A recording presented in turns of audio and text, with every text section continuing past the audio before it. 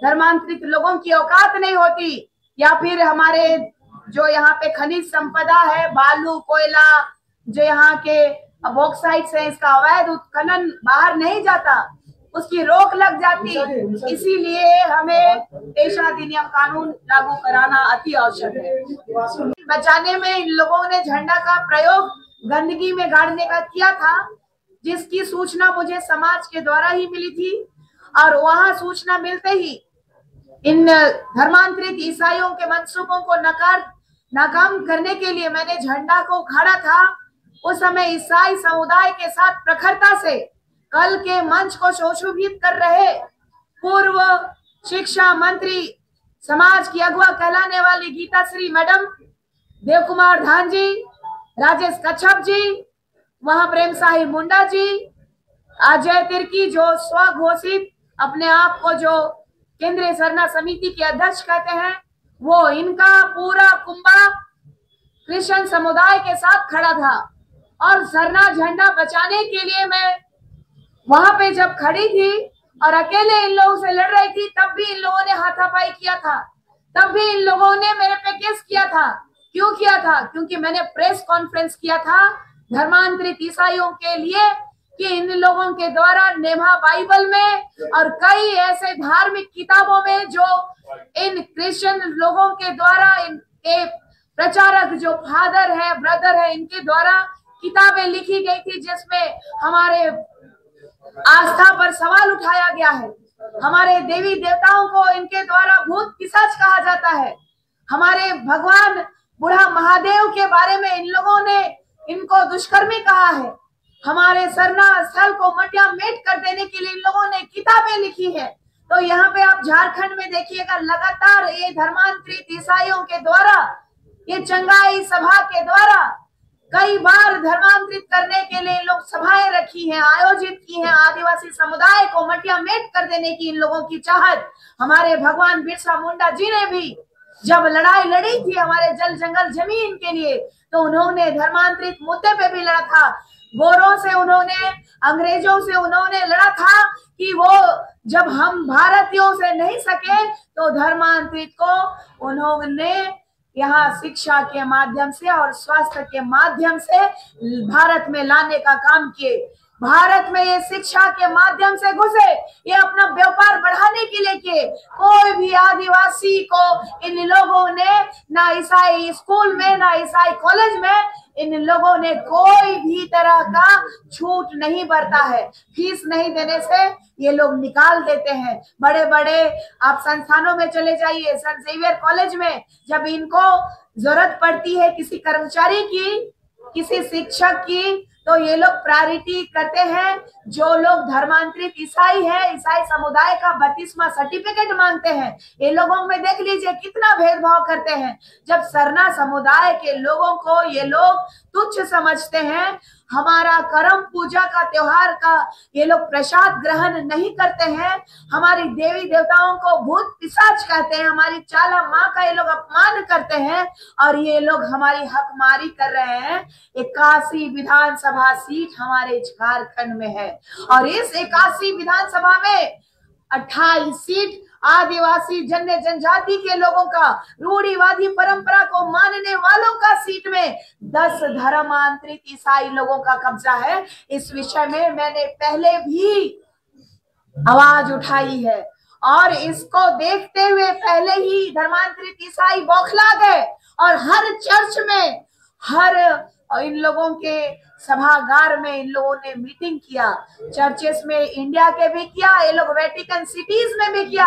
ये निशा भगत है, इसको पहचानो। बच्चों को पहचानवाया गया। ये क्रिश्चियन लोगों के द्वारा यहाँ पिरालाल चौक में निशा भगत का और हमारे सहयोगी जो कि सरना धर्मावलंबी है, उनका पुतला जलाया गया। इन लोगों की पहले से सोची समझी साजिश थी, लेकिन हमारे समाज के आंख के सामने जो पर्दा था उसको उजागर करना अति आवश्यक था, क्योंकि राजनीति के आड़ में आज तक इन्हीं लोगों के चलते, इन्हीं जमीन दलालों की वजह से, क्योंकि आप देख रहे होंगे जितने भी मंचासी टॉप लेवल के थे, सब आज के डेट में जमीन की दलाली करने, जमीनों में पहुंच जाने का काम कर रहे हैं। आप आदिवासियों को भी नहीं छोड़ रहे हैं। जिस आदिवासी का जमीन को आप बचाने जाते हैं वहां से भी पैसा उगाही कर रहे हैं। आप देख लीजिएगा कि हम कुर्मी से तो अभी परेशान है ही, हमारी बुनियादी सुविधाओं के लिए हम परेशान है।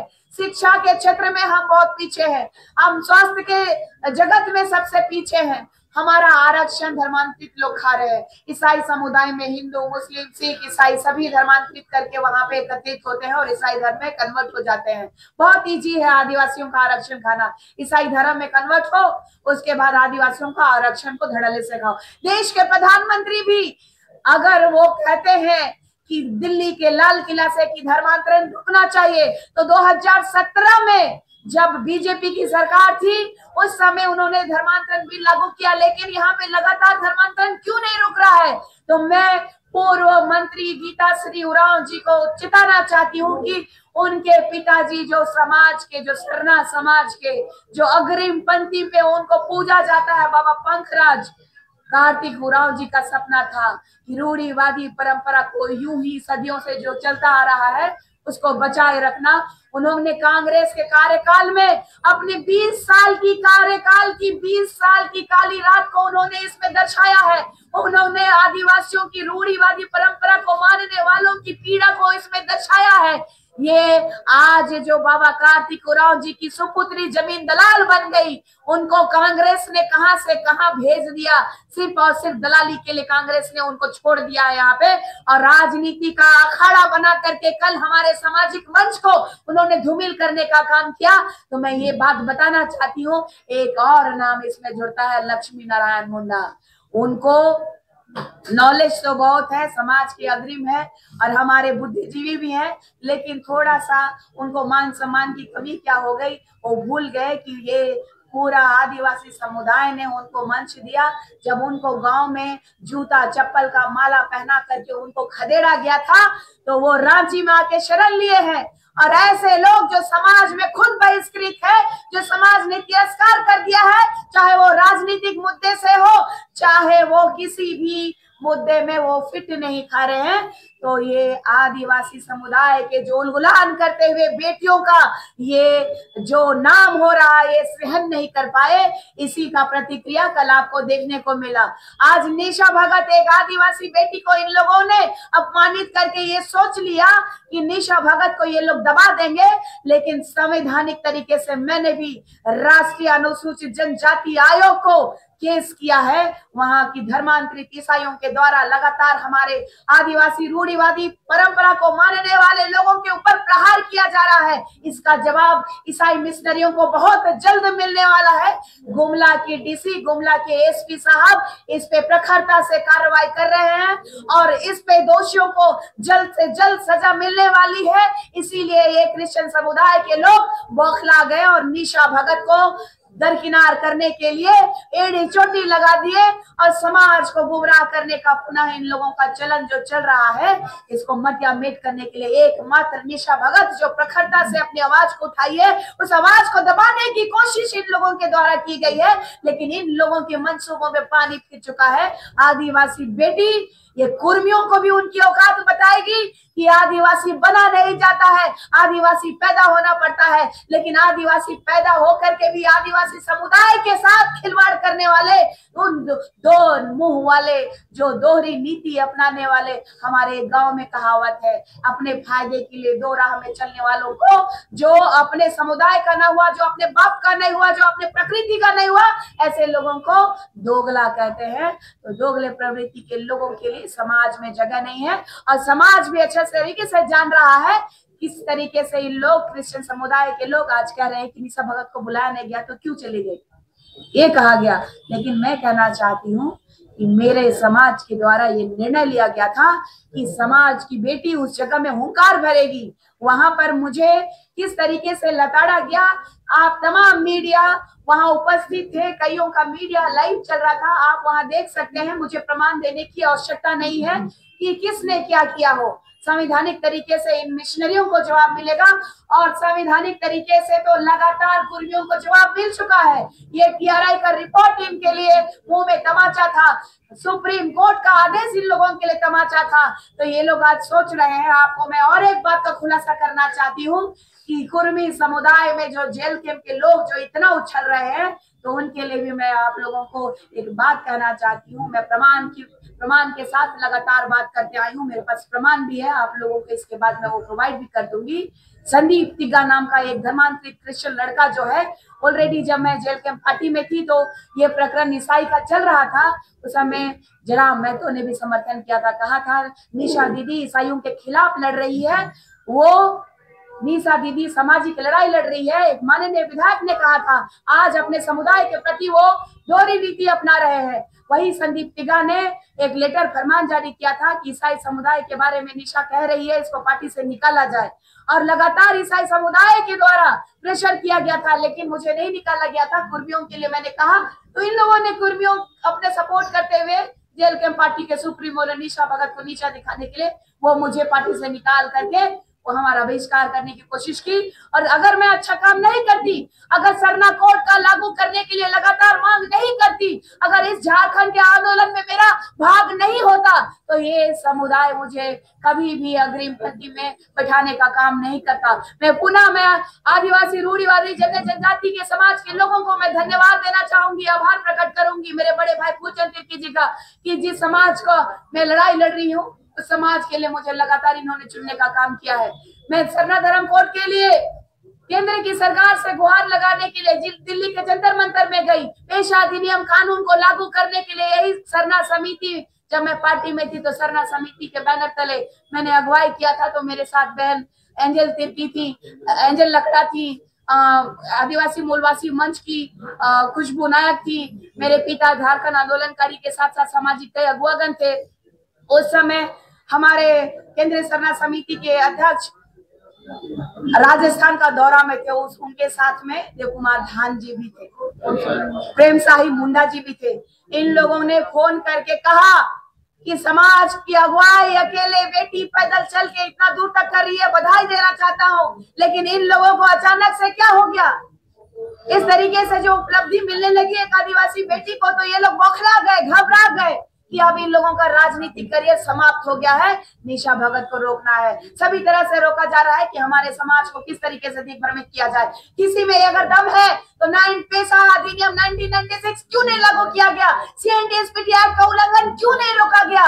ये लोग आज चंद भर के कोड़ी भर के गंदी राजनीति करने वाले राजनेताओं को मैं पूछना चाहती हूँ कि आज जो रामगढ़ में जिस बेटी का आज रेप हुआ, उनकी हत्या कर दी गई, उसके खिलाफ आवाज कितने लोगों ने उठाई। मैंने तो हुंकार भरा, मैं जा नहीं पा रही हूँ क्योंकि सिक्योरिटी इश्यू है। लोगों ने कह दिया जाट सिक्योरिटी लेके कैसे निशा भगत चल रही है। तो मैं बता दूं आप लोगों को कि केंद्र सरकार को भी मैंने लेटर दिया है अपनी सुरक्षा के लिए। मैंने राष्ट्रीय अनुसूचित जनजाति आयोग को भी लेटर दिया है, यहाँ के DGP साहब को भी लेटर दिया है। लेकिन यहाँ की जो सरकार है, हेमंत बाबू की सरकार, ईसाई और कसाई की सरकार है, ये सरना धर्मावलंबियों की बात बिल्कुल भी प्रखरता से नहीं ले रहे हैं।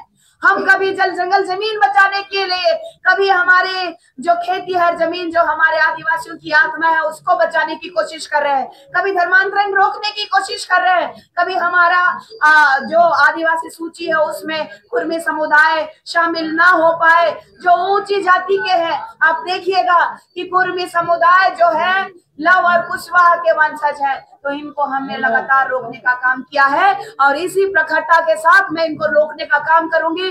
मुझे पूरा उम्मीद है जिस तरीके से कल प्रकरण हुआ है उसके बाद सारी रात हमारे समाज के लोगों के ऊपर भी ये बेड़ा आ गई है कि हमारी बेटी को कैसे लोगों ने बदनाम कर दिया, कैसे हमारी बेटी का अपमान कर दिया। अगर वहीं पे मैं अगर किसी भी तरह का एक्शन लेती तो हमारे लोग थे वहां, हमारे मासूम बच्चे थे, दूर दूर से आए थे, वहां कलह हो जाता, वहां लड़ाई हो जाती, वहां ईर्ष्या हो जाता, द्वेष हो जाता, लड़ाई हो जाती, मार काट हो जाता। इसीलिए मैंने अपने अपमान का घूंट सहते हुए सामाजिक लड़ाई लड़ने का, अपनी जंग जारी रखने का निर्णय लिया है। भगवान धरती आबा बिरसा मुंडा जब 25 साल की उम्र में इस देश के प्रति, इस झारखंड राज्य के प्रति, इस आदिवासी समुदाय के प्रति अपना जान निछावर कर सकते हैं, उनको जहर दे करके मारा जा सकता है, षड्यंत्र में हमारे शहीद को मटिया मेट कर सकता है, तो ये निशा भगत भी मरने के लिए तैयार है। अगर हमारी मौत होती है तो इस झारखंड के राज्य सरकार और केंद्र सरकार दोनों जिम्मेदार होगी, क्योंकि मैंने दोनों सरकार को आगाह कर दिया था कि हमारे आदिवासी समुदाय जो रूढ़िवादी परंपरा को मानने वाले लोगों के ऊपर लगातार प्रहार ईसाई समुदाय जो कि धर्मांतरित ईसाई है उनके द्वारा किया जा रहा है। आप देख रहे होंगे कि कुछ दिन पहले अन्य समुदाय के लोगों के द्वारा भी किया गया था। अभी देख लीजिए कुर्मी समुदाय मारने पे उतारू आ गया है। ये सरकार को पता है कि निशा भगत का जान खतरा में है, लेकिन लगातार ये गुमराह किया जा रहा है कि कौन फंड कर रहा है, कौन क्या कर रहा है। तो ये भी बताना चाहती हूँ, एक समाज की बेटी हूँ, आज ही का प्रकरण बता रही हूँ कि आज भी मैं खाना नहीं खाई, एंजल जी खाना लेके आई है तो खा रही हूँ। मेरे घर में राशन आ रहा है तो समाज दे रहा है, मेरी सिक्योरिटी है तो समाज कर रहा है।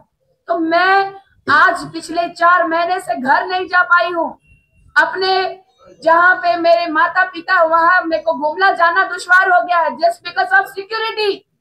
एक सिक्योरिटी इश्यू की वजह से घर नहीं जा पाई हूँ। ये लोग कहते हैं कि निशा भगत को कमजोर कर देंगे। खबरदार, निशा भगत को कमजोर किसी का माय का लाल में ताकत नहीं है कि एक आदिवासी बेटी को, जिनका इतिहास बहुत गहरा है, जो हमारे पूर्वजों के द्वारा इतिहास लिखा गया है उनके खूनों से, उनकी मैं सुपुत्री हूँ। की सुपुत्री हूँ, इतना ही कहना चाहती हूँ, जोहार करना चाहूंगी। और हमारे समुदाय को मैं एक ही संदेश देना चाहूंगी कि हमारे पूर्वजों ने जिस तरीके से लड़ा है वैसे ही लड़ते आएंगे, चाहे जल जंगल जमीन के लिए, चाहे हमारा अस्तित्व और अस्मिता को बचाए रखने के लिए। सरना कोड की मांग हो, पेशा अधिनियम कानून की बात हो, CNTS-PT एक्ट की बात हो, 5th शेड्यूल के तहत आने वाले हमारे आदिवासी और मूलवासियों के अधिकारों की बात हो, इस देश के मूल नागरिकों की बात हो, सबके लिए हम लड़ाई करेंगे। धन्यवाद। जोहार। कल जिस तरह से मंच में आपको कुर्सी नहीं दिया गया है, लक्ष्मी नारायण और देवकुमार राम के अचानक आप क्या ऐसे नहीं जाते कि आप भाई। देखिए, जब हमको वहां से लताड़ा गया, जब हमें कहा गया कि आपको किसने बुलाया है, आपको तो किसी ने बुलाया नहीं है, तो मैं अपनी आवाज को बोलना चाह रही थी कि बस ये कार्यक्रम का मैं बहिष्कार करती हूँ। मैं इतना ही कहना चाह रही थी। अदरवाइज कोई हाथापाई करना होता, चाहे मारपीट करनी होती, तो मैं सबसे पहले तो समाज की बेटी हूँ और समाज में मुझे जो दायित्व मिला है उनका मान रखते हुए मैं ये कर्म नहीं कर सकती। लेकिन समाज को आगाह करना था, समाज को बताना था, इसलिए मैं ले रही हूँ। और बात ये रही कि अगर अपमानित मुझे किया गया, तो इस अपमान को मैं एक ही बात जानती हूँ कि जब जब सच्चाई की बात करने वाले लोग सामने आते हैं तो उनको प्रहार किया जाता है, चाहे वो जान से मारने की बात हो, चाहे सामाजिक हमें प्रताड़ित करने की बात हो। तो इन मुद्दों से मैं भटकने वाली नहीं। उर्मी समुदाय उतना ही खतरा है हमारे लिए, और उससे भी ज्यादा खतरनाक हमारे में बीच में रह रहे 2 मुंह सांप वाले धर्मांतरित ईसाइयों से। इसीलिए केंद्र की सरकार से मैं आग्रह करना चाहूंगी, डिलिस्टिंग होना चाहिए, जातीय जनगणना होने वाली है, इसमें दूध का दूध पानी का पानी हो जाएगा। ये आदिवासी समुदाय, इसीलिए हमने बार बार कहा था कि अगर ग्राम सभा स्वशासन लागू हो जाता तो इन लंबे समय से काम कर रहे थे, लंबे समय से तैयारी भी करते थे, इससे क्या पति आ गया और कल जो मंच में चढ़े उसके बाद विवाद हो गया, कुर्सी नहीं दिया जा रहा था। देखिए, ये पहला घटना नहीं है, ये आप लोगों ने देखा है पहले भी कि धर्मांतरित ईसाइयों के द्वारा निशा भगत का पुतला दहन कर चुका था इन लोग। और एक मुझे फोन आया था जब मैं धनबाद से आ रही थी महारैली को संबोधित करके, तो एक ट्रू कॉलर में नाम दिखाया रंजीत कुमार उरांव, जहां तक मुझे प्रतीत हो रहा है कि वो धर्मांतरित है, और उन्होंने कहा कि तुम RSS की दलाल हो। उस समय में संजोगवश देख लीजिए कि समाज के तमाम लोग जो धनबाद मेरे साथ गए थे, हम लोग खाना खाने के लिए हाईवे में रुके हुए थे, वहां बैठे थे, और वहां सारे लोगों ने सुना कि वो किस तरीके से अभद्र बात करके वो कह रहा था कि आपको धर्मांतरित ईसाइयों के खिलाफ नहीं कहना है। तो उनको मैंने सिर्फ और सिर्फ एक कहा कि तुम ईसाइयों के दलाल हो, तुम ईसाइयों के दलाल हो तो तुम क्या कर सकते हो, मारोगे मुझे, लेकिन जो करना है कर दो। लेकिन मैं धर्मांतरित ईसाइयों के बारे बोलूंगी और प्रखरता से बोलूंगी, कुर्मियों के खिलाफ भी बोलूंगी और मैं धर्मांतरित ईसाइयों के खिलाफ भी बोलूंगी, क्योंकि हमारा आरक्षण वो खा रहे हैं, हमारे संवैधानिक अधिकारों का वो हनन कर रहे हैं। धन्यवाद। देखिए, दो कारण सजगता से दिखाई दे रहा है। एक तो कारण है कि धर्मांतरित ईसाइयों को लगातार मैंने पछाड़ने का काम किया है और संवैधानिक तरीके से उन लोगों को अभी जवाब मिलने वाला है। तो इन लोगों का डर जो है इन लोगों को ये कुकर्म करने के लिए प्रेरित किया। और सबसे बड़ी बात है, जेल कैंप के भी कई क्रिश्चियन लोग जो है अभी भी सपोर्टिव हैं। इन्हीं लोगों के द्वारा महतो का सपोर्ट किया जा रहा है। लगातार आदिवासी समुदाय में देखा गया है कि अपने ही घर में लंका भेदी रहा है, क्योंकि भगवान बिरसा मुंडा जी को भी मरवाया अपने लोगों ने ही था। तो किसने मरवाया था? धर्मांतरित लोगों ने मरवाया था। तो ये बात भी जानना जरूरी है कि इतिहास गवाह है, किसी के बाप से निशा भगत नहीं डरती। निशा भगत को बोलने का अधिकार केंद्रीय सरना समिति ने दिया है, इस समाज ने दिया है। तो मैं बोलूंगी, ये मंच भी दिया है, ये पद भी दिया है, ये सम्मान भी दिया है। तो मेरा जो है धर्मांतरित ईसाई और ये कुकर्म करने वाले कुर्मी समुदाय के लोग निशा भगत को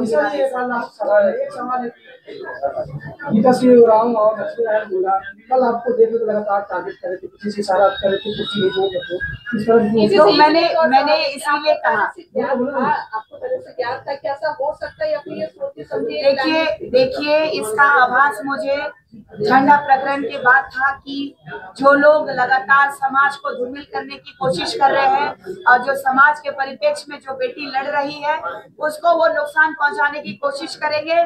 तो मैंने इनको आगाह किया था, लेकिन इन्होंने कहा, और कई जिलों का एक प्रेशर था कि एक बार एक मंच पे सब लोग आते हैं, तो समाज का प्रेशर था और समाज के लोग हमें देखना चाहते थे। तो समाज की बात हमें सुननी है, क्योंकि समाज की बेटी हूँ, समाज के परिप्रेक्ष्य में लड़ाई लड़ रही हूँ, तो मुझे समाज का बात को सरासर सुनना था। क्योंकि आप लोगों को झंडा प्रकरण में याद होगा कि अजय तिर्की जी ने मेरे साथ बहुत ज्यादा बदतमीजी और बहुत बदसलूकी की थी, जो मानव अधिकार का उन्होंने हनन किया था। तब मैंने उनको कहा था कि जूता से नहीं चप्पल से मारूंगी। तब हमारे समाज के लोगों ने कहा था कि अगर समाज की लड़ाई लड़ना है बेटा तो चप्पल से नहीं मारना होगा, मारना होगा तो हम मारेंगे, हमारे बेटी हम कलंकित नहीं होनी चाहिए। तो मैं को करना होता तो मैं कर नहीं देती उसी जगह, लेकिन समाज का भी मान रखना है। देखिए पुराना मामला नहीं है, अभी वही मामला खुल करके आने वाला संवैधानिक तरीके से। आपको पता होना चाहिए, क्योंकि ये बात जो केस हुआ था लालपुर थाना में और मैंने जो केस किया था राष्ट्रीय अनुसूचित जनजाति आयोग को, तो इसका पेपर पूरी तरीके से प्रखरता से गुमला डीसी, गुमला एसपी से लेकर के रांची के जो लालपुर थाना के पदाधिकारी सबके सब परेशान है कि इस पे जल्द से जल्द कार्रवाई होनी है और वो उनकी टीम भी गठित हुई है। तो इसी से हमारे आदिवासी समुदाय को प्रहार करने के लिए ये लोगों के द्वारा प्रायोजित किया गया है। और जेल कैंप को सपोर्ट करने वाले सबसे ज्यादा धर्मांतरित ईसाई है। बात को समझने की आवश्यकता है, यहाँ पे गंदी राजनीति की जा रही है। आप बता दीजिए ना, गीता श्री उरांव जी को देख लीजिए, आप प्रेम साही मुंडा जी को देख लीजिए, देव कुमार धान जी को देख लीजिए, आप अजय तिर्की जी को देख लीजिए। आपने क्या कहा कि जमीन दलालों को इस सरकार का संरक्षण है। अगर मैं जमीन दलाल होती तो अभी मुझे तुरंत से बॉडीगार्ड मिल जाता। कैसे मिल गया? कैसे मिल गया अजय तिर्की को? और एक स्वघोषित है केंद्रीय सरना समिति के रंजीत उरांव जी, वो उनको भी कैसे मिल गया? ये सब जमीन दलाली कर करके पैसा पहुंचाने का काम यहाँ के झारखंड के सरकार माननीय हेमंत सोरेन जी को कर रहे हैं। तो ये दुर्भाग्य का विषय है कि हमारे झारखंड राज्य में आदिवासी बेटा मुख्यमंत्री होने के बावजूद लगातार ये बात उठ रही है कि आदिवासी अस्मिता खतरे में कैसे। इसी बात का तो मैं गुहार लगा रही हूँ केंद्र की सरकार से, केंद्र की राष्ट्रपति महामहिम, हमारी इस देश की प्रथम नागरिक जो द्रौपदी मुर्मू जी, उनसे मैं बार बार कह रही हूँ, राष्ट्रपति शासन लागू कर देना चाहिए, क्योंकि आदिवासी अस्मिता खतरे में है, यहाँ की जल जंगल जमीन खतरे में है। अब देख लीजिए, ईसाई प्रकरण हुआ तो मैंने एक केस खाया। अब देख लीजिए, नगरी प्रकरण हुआ, जल जंगल जमीन को बचाने की बात हुई तो 2 केस खा गई।